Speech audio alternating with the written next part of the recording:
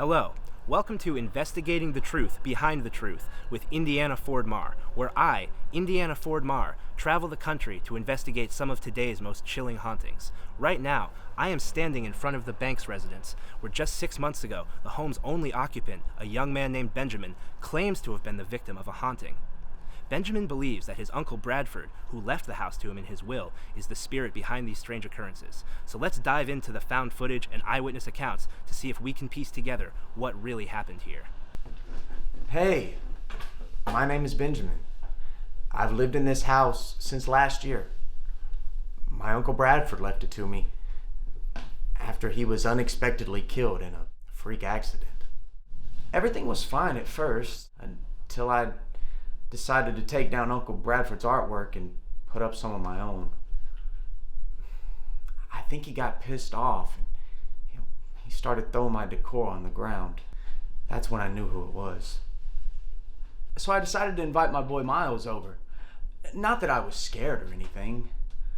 I just really wanted another witness. No, I really didn't buy the whole ghosting at first. I was like, ghost? Nah, there are no ghosts. So, I decided to set up a camera in the living room to try to get some concrete evidence later on that night. Man, do you really think a regular-ass consumer-grade camera from 2009 is going to capture footage of a being from another dimension? Well, first of all, I don't know. I've never done this before, obviously. And second, do you know anything? A ghost isn't a creature from another dimension. They're the trapped souls in humans like you and I. Zool was from another dimension. Yeah, Zool is also a giant evil monster dog. And I don't see any huge claw marks on my walls. Could be Zool possessed another human host, just like in the movie, and is now walking around this place trashing it. Yeah? Well, if Sigourney Weaver shows up in the footage throwing my DVDs around, I'll buy you a pizza and never question you again. But until that happens, can you please shut up about Zool? Hey man, I'm just trying to be helpful. So, even though there was more than enough clear evidence of ghostly shit on that footage, Miles somehow convinced himself it was fake. I guess it's just a skeptic in me. The footage was very convincing, but it takes more than a moving chair to convince this guy that Gozer were taking up residence in Ben's living room. So, I decided to set up my own camera without Ben's knowledge, because at the time, I thought he might have been behind all of this. Miles thought I set the whole thing up just to mess with him.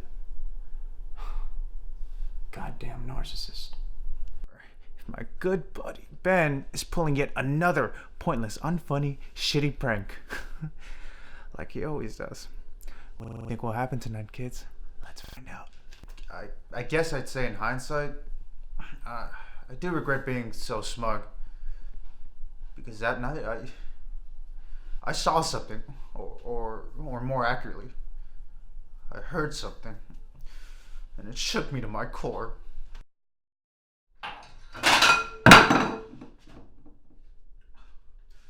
Ben? I know it's you! At that time, not a soul on earth knew about my fear of dolphins. Not my mom, not my therapist, and definitely not Ben. No! Help me! Help me! That's when I knew this shit was real, man. That night really changed things for Miles. I told him, look, it's time to get serious. We need to call some professionals. Alright, so you've seen a ghost and the police don't believe you. And your wife's a little embarrassed to talk to you. And your boss says you're unfit to return to work. Don't worry, I've been there.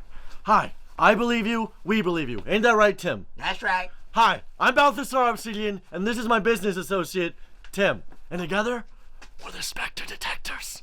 If a spirit has taken up residence in your home, that's just not cool. It disrupts the family, moves furniture, and doesn't pay any rent. Well, not on my watch. Tell them what we do, Tim. We get the ghost. We get the ghost. Here, this is where the magic happens. Follow me. Alright, now at first glance, it might seem a little bit disorganized, but I assure you... Hey, Tim, eyes on me. I assure you, everything is in a very distinct place. very organized. It's all tools and equipment that we have specially made to fight otherworldly adversaries. Like, I don't think you can find a T-39 Spirit Sucker in your local Radio Shack. Don't forget to contact Spectre Detectors on Twitter, Snapchat, Facebook, and Instagram. And dial the number on the screen down below to make an appointment. Oh, what's the camera for? Oh, we just like to ask our clients a few standard questions and just record the interview. Tim, camera on them, buddy. We talked about this. Can't you just write it down or use an audio recorder? Hey, if you're gonna keep questioning my methods, I don't know if we can work together. That's just not how I roll. Come on, man. We need them, bro. I was just asking a fucking Hey, question, man. I'm conducting the interview. I'll do the asking. Tim, what the fuck, man? We just talked about this. It's hard to look at you without pointing the camera No, you at don't you. need to point at me. Just look at them. Look at them. So when did you start experiencing these occurrences? About 2 weeks ago. I started noticing, seeing things move around in the morning. My art and stuff. Interesting. That sounds about right. Do you know anybody close to you or close to the house that has died recently? Yeah, his uncle used to live in this house. Oh. Yeah. He left it to me after he died accidentally. In a mysterious and tragic Oh, for accident. fuck's sake, the guy had a chainsaw fall on the set. Talk about fucking bad luck, right? Fuck. I wasn't there when it happened. I think he's the one behind the hauntings. Interesting. Do you think he's the one behind the hauntings? They told us we had to wait until it got dark to see if anything happened. So we just hung out. Each of us had like a beer or two. We talked a bit. We were having a great time until we heard. Okay, it's not drill people. Lead the way. I thought you guys Hey, who's in charge here? Me, so you lead the way. Let's go. Move it, okay? Move it. So I led everyone back to investigate. Shut the fuck up.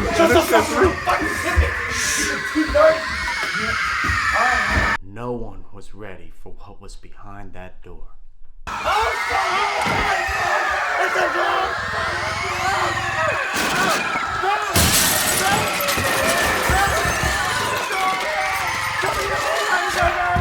What the fuck? Hey man, you alright? What the fuck are you mean, man? What do you mean I'm alright? Are you alright? Yeah, I'm fine. Come on, let's just go get another drink. I came face to face with my Uncle Bradford's ghost. Turns out he was pretty mad I was redecorating. I explained to him that this was my house now, and I was gonna make it my own. He said he understood. And everything is fine. What? You alright? You good? No, I'm not alright. Yeah, man, What the we're- fuck, man? It's all good. Come on, I got you a nice tequila. I didn't even have to use any demonic chants I found on the dark web. No, I don't. I'm not sure, but it really sounded like the voice said, "You'll never get away with this." It seems no one can agree on what really happened that night. Perhaps if they had contacted me sooner, I could have gotten some footage. We were all pretty drunk, okay? So I wouldn't let all this he said, she said get to you. They said what? No, we did not run from the ghost. We realized some safety concerns had come up in the insurance policy and had to evacuate in orderly fashion. That's just what professionals do in these kind of scenarios. You might want to stand back.